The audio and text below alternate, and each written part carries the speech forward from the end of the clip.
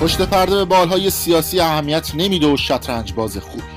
پشت پرده به همه موضوعات میپردازه و با کسی تعارف نداره و تنها خط قرمز ما مردم.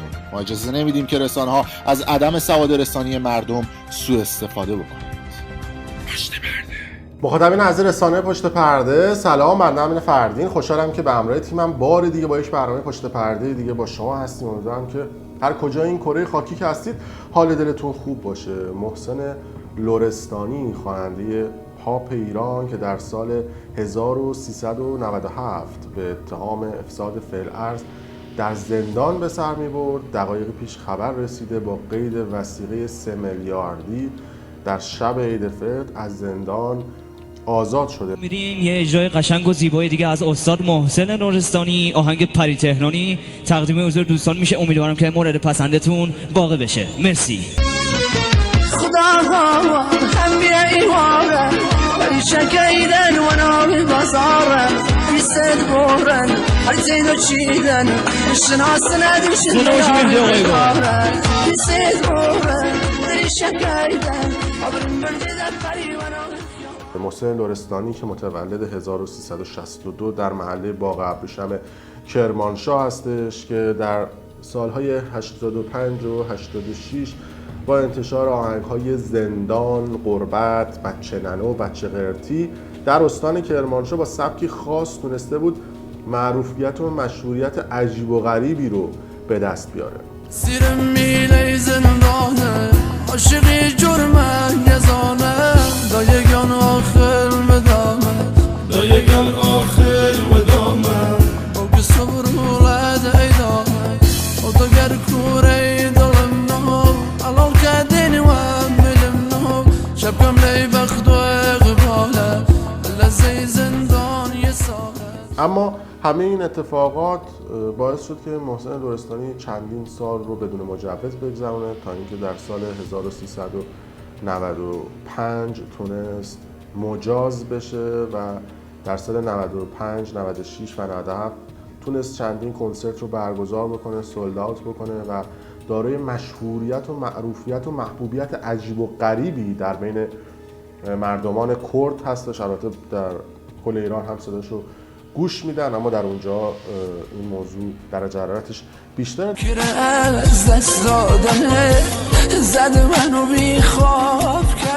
در تاریخ 12 اسفند سال 1397 در سعادت آباد در منزل مادرش توسط نیروهای امنیتی و اطلاعاتی بازداشت میشه و اول گفته بودن که موضوع محسن لرستانی ایجاد گروه‌های اینستاگرامی با افراد تراجنسی بوده که همین موضوع براش دردسرساز شده بوده. موبایلش رو پیدا کرده بودن، یک سری فایل صوتی و چت در موبایل محسن لرستانی بوده اونجوری که در پروندهش گفته شده بوده و به گفته وکیل آقای محسن لرستانی، آقای کاظم حسینی که وکیل آقای محسن لرستانی بوده، متهمان اصلی این پرونده هم چند تا از آدم‌های رده بالای نظامی بودن. حالا در کدوم جریان نظامی معلوم نیست، سپاه بوده، ارتش بوده، نیروی دریایی بوده، هوایی بوده، خدا میدونه کجا بوده، نیروی انتظامی. و گفتن که نظامی بودن و اتهامات مطرح شده باعث شده بوده که شایعه وجود پرستوهای ترنس در پروندهش تقویت بشه. همین موضوع و اصطلاحاً رسانه‌ای شدن این اتفاق باعث شد که پرونده محسن لرستانی پیچیدگی‌های عجیب و غریبی رو داشته باشه تا جایی که در سال 1399 اعلام کرده بودن که محسن لرستانی حکم اعدام رو دریافت کرده و این موضوع رفته دیوان و اونجا داره بررسی میشه. این در حالی بودش که آقای کاظم حسینی که وکیل پرونده محسن لرستانی بوده گفته بود که محسن لرستانی در دادگاه یکی دو بار حضور پیدا کرده بوده، اما بدون اینکه اطلاع بدن به منی که وکیلش هستم برده بودنش دادگاه و براش اصطلاحاً دادگاه تشکیل داده بودن که این خلاف قانون هستش که پیچیدگی‌های پرونده رو هم بیشتر می‌کرد. یعنی یه سری احتمالاً اسنادی در پرونده محسن لرستانی بوده که این موضوع رو عجیب و غریب می‌کرد که گفته بودن که اتهام روابط و مسائل اخلاقی و خصوصی در پروندهش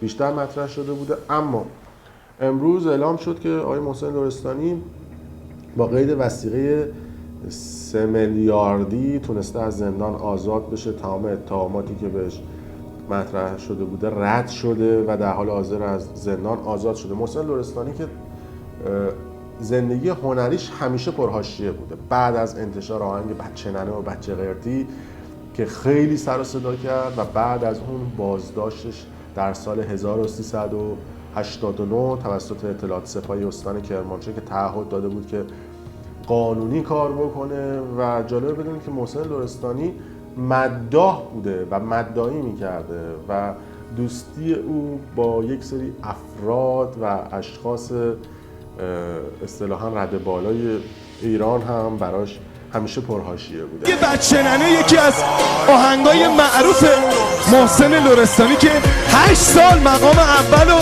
در همراه اول و ایرانسل داشته.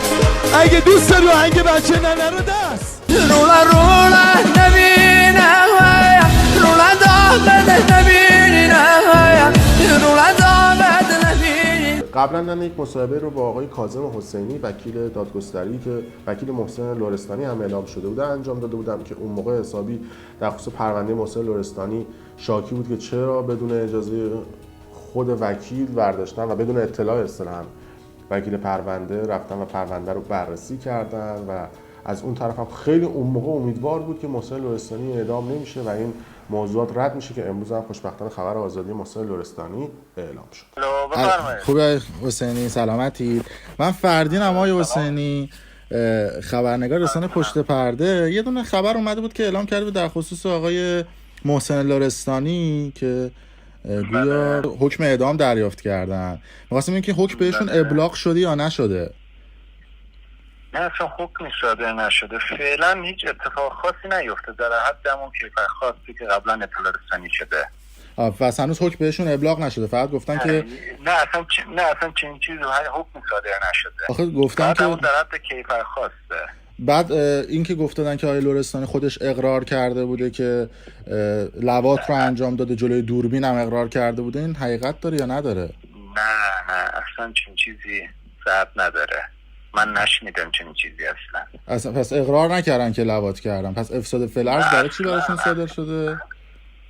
بله؟ افساد فعل برای چی براشون صادر شده پس این حکم؟ والا این همه اطلاع رسانی که شده همون اطلاع رسانی قبلیه، چیز جدید اتفاق نیفتاده. خب دلیل این حکم چی بوده؟ الان کسی نمیدونه چرا این حکم صادر شده.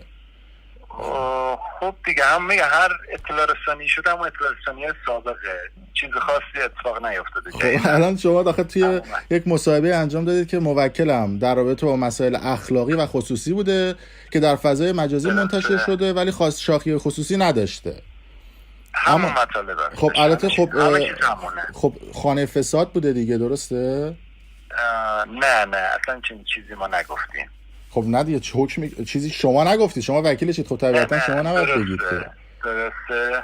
ولی خب اون کسانی که اومده بودن گفته بودن و به عنوان شاهد اومده بودن توی دادگاه صحبت کردن، اونا گفتن خب طبیعتا شما نمیگید اینو که.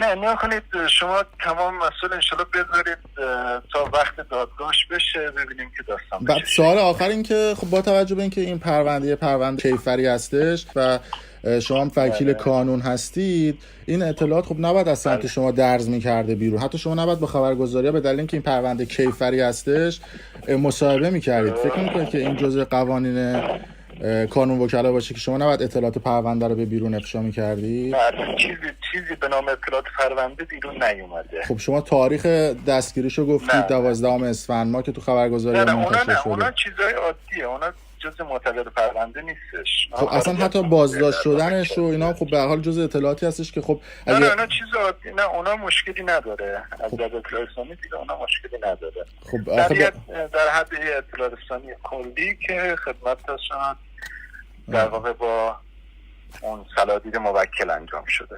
واخه داستان از این قرار هستش که شما وکیل تسخیری پرونده بودید یا وکیل بوده که تعیینی بود هسته؟ چون به حال اطلاعاتی که اومده بوده و مصاحبه‌ای که شما کرده بودید گفته بود که ماده 286 قانون مجازات اسلامی گفته بوده که خب با توجه به حکمی که انجام شده کیفرخواست دیگه، بله کیفرخواست بر اون مبنا صادر شده. کیفرخواست پس بهشون ابلاغ شده دیگه کیفرخواست دیگه، ولی حکمی هنوز نیومده. بله نه حکم نیست، حکم و کیفرخواست فرق میکنه. اصلا چه بسا دادگاه هیچ کدوم از اینا نپذیره. بعد توی شعبه 28 میشون با ماسک رفته بودن. اونم اصلا ما اون روز اطلاع نداریم چه اتفاقی افتاده. شما نبودید همراه موکلتون که رفتید اصلا دادگاه؟ نبودیم اونجا، اصلا اونجا نبودیم، هیچ اطلاعی نداریم. یعنی شما به عنوان وکیل توی همراه نمیدونید ایشون تو دادگاه رفته بوده یا نه؟ هیچ اطلاعی به ما ندادن. یعنی رفته ایشون شما خبر نداشتی؟ بله. من از شاهدانی که اونجا هستن و کسانی که اونجا بودن گفتن که شما ما سوال شما وکیلشید میگید. حالا چیزایی گفتن، اونم میگم چون نبودیم اطلاعی نداریم چه اتفاقی افتاده. حالا گویا شما نمیخواید اطلاعاتی به ما بدید، اشکال نداره. مرسی. حالا بذارید نکنید، بذارید انشالله. آخه طرفداران آقای لرستانی انتظار دارن از رسانه ها که این اخبار یه مقدار خبرها در بیاد، چون بازار حاشیه‌ها داغه. انتظارات قابل به جا آوردن نیست. همین که علیرغم این که ما با موافقت این بنده خدا این اطلاع رسانی حداقلی هم که کردیم، بعضا دیگه همونطور خودتون میفرمایید شاید مثلا امولت توش باشه که چرا اطلاع رسانی شده. درسته. که خب به هر حال داستان از این هستش که طرفدارانش الان دوست دارن بدونن که مثلا ایشونو با یه شخصی به اسم آقای رسول گرفته بودن، با 3-4 نفر دیگه الان پرونده دارن توی دادگاه و اونم باید دیگه از وکیل خودشون بپرسید. درسته. ولی خب شما اطلاعات بیشتری نمیدید برای خود هواداران حتی محسن لرستانی که بخوان اطلاعات بیشتری داشته باشن؟ مصلحت این نیستش که بیش از این اطلاع رسانی بشه. خودتون آینده این پرونده رو چجوری به عنوان یه وکیل پیش بینی میکنید؟ به هر حال تو اون شعبه هیچی قابل پیش بینی نیست. شعبه 28. بله، صحبت‌های وکیل محسن لرستانی و یک گزارش کوتاهی که من چند سال پیش در خصوص محسن لرستانی ساخته بودم، دیدید این مستند هولوش 1 میلیون بازدید خورده بود در یوتیوب و خیلی از مردم دنبال این خبر بودن که تکلیف محسن لرستانی چی میشه، آیا اعدام میشه یا آزاد میشه، که امروز بالاخره اعلام شد که آزاد شده. در هر صورت مرسی که تا این لحظه با ما بودید.